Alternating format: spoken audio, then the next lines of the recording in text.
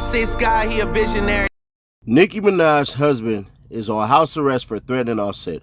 Right after that, she previewed a song on IG saying she got killers who will pull up and do what she say.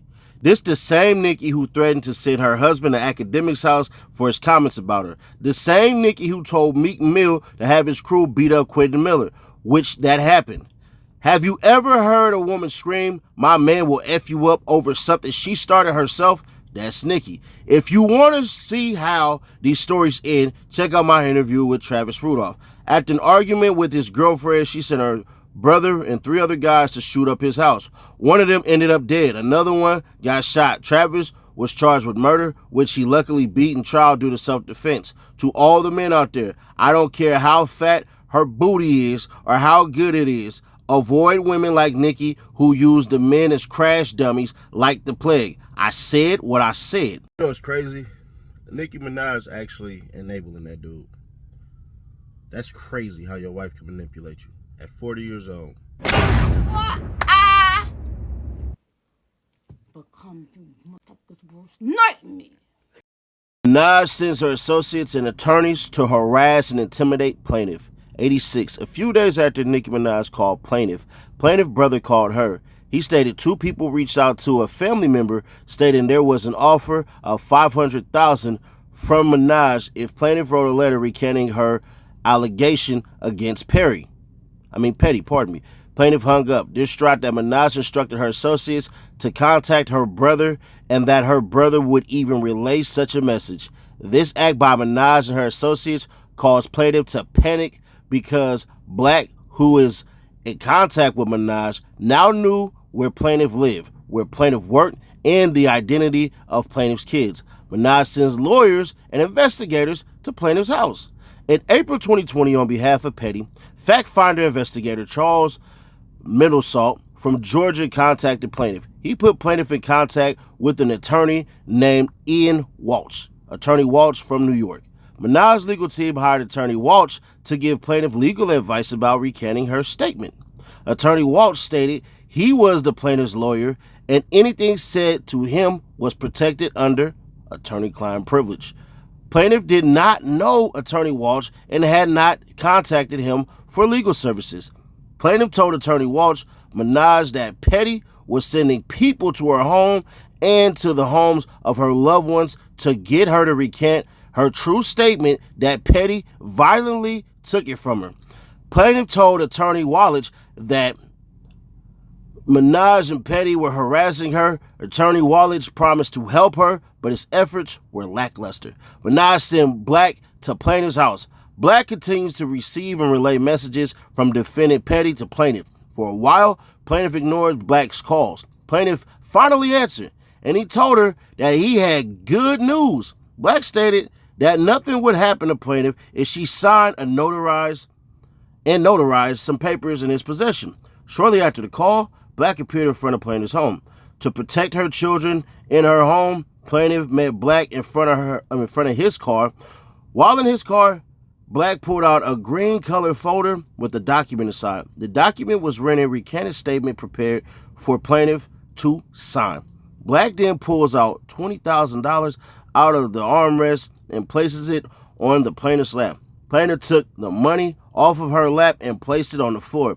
Plaintiff could not believe that Minaj would go this far to bribe her. Black even said that Minaj would also send happy birthday videos to Plaintiff's daughter for her birthday as a bonus.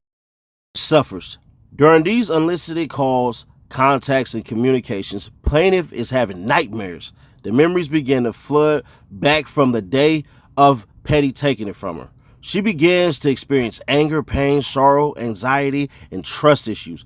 The plaintiff starts having crying fits and thoughts of paranoia. At the end of May 2020, plaintiff received a call from her brother who spoke frantically.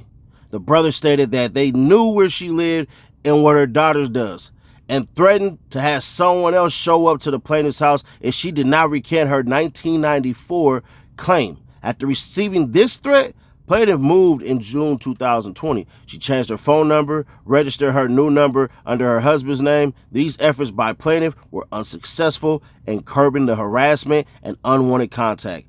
Shortly after changing her number, plaintiff was contacted by a lawyer who was instructed to reach out to her by Minaj. Plaintiff became so paranoid that she moved again in August 2020. The United States Marshals contact plaintiff Hugh. 3 days after moving in August 2020, the U.S. Marshals arrived at the plaintiff's husband's job. She called the U.S. Marshals, and they stated that someone had called them to report that plaintiff was being harassed, and they were worried about her safety. The Marshals offered plaintiff witness protection. The Marshals also confirmed with plaintiff that the call she received from California was indeed Minaj. Plaintiff is contacted by Petty's legal counsel. In September 2020, while visiting her brother in South Carolina, plaintiff was once again harassed. Plaintiff gets a call from a New York attorney stating that they represent Petty. The attorney states they were trying to go to court to get Petty off of the offenders registry and asked about the recantment letter and if plaintiff wrote it. Nicki Minaj demons are kind of coming out, right? She obviously need help. So if y'all Barb or whatever and anything like that, pray for that woman, honestly. But at the same time, you're 40. 40. Big 40, going on 41. Now, I could tell y'all the reason why she's with Big Zoo is because they grew up in the same area, so they've been knowing each other since they was youngins. That's the reason why. I actually had the privilege of talking to somebody who from there. She treat that man like a dog that she can sick on people. She was going to do it with academics and send Buddy up there. And I ain't going to hold you. That would have been the end of dude. Now, from what I understand, and Cats from his hood told me, you know, he ain't really got it all. He about all that, yeah. He thugging. But he ain't really got it all. So, knowing all this and knowing all that, Nicki, I got to ask the question. What's up with your midlife crisis, shawty?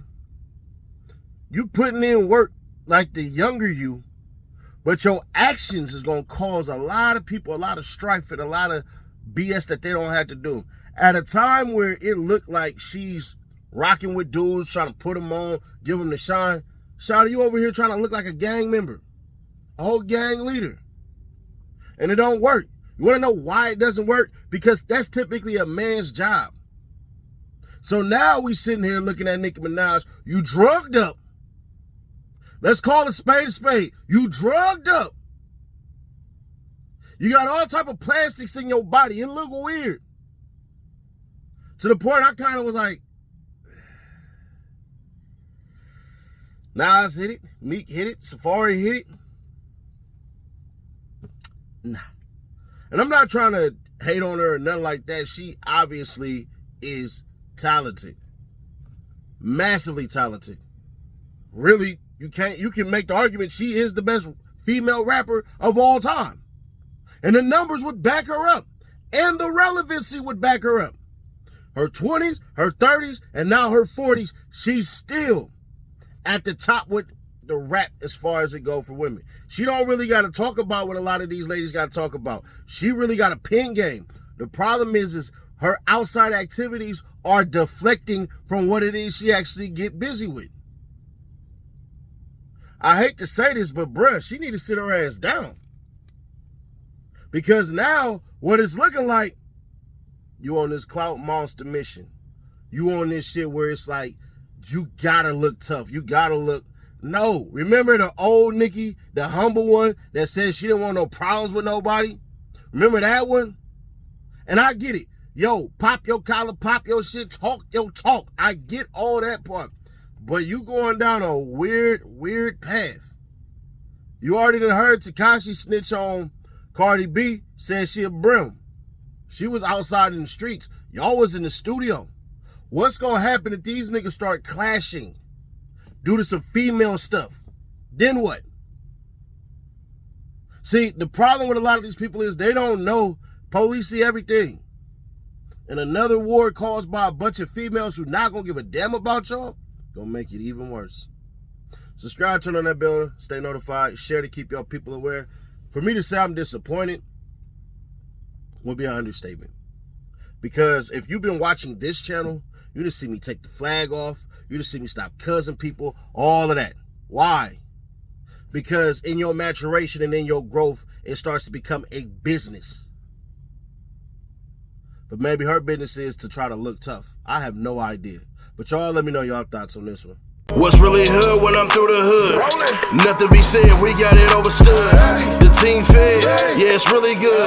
Put that on everything, bro, you're never good. What's really hood when I'm through the hood? Nothing be said, we got it overstood.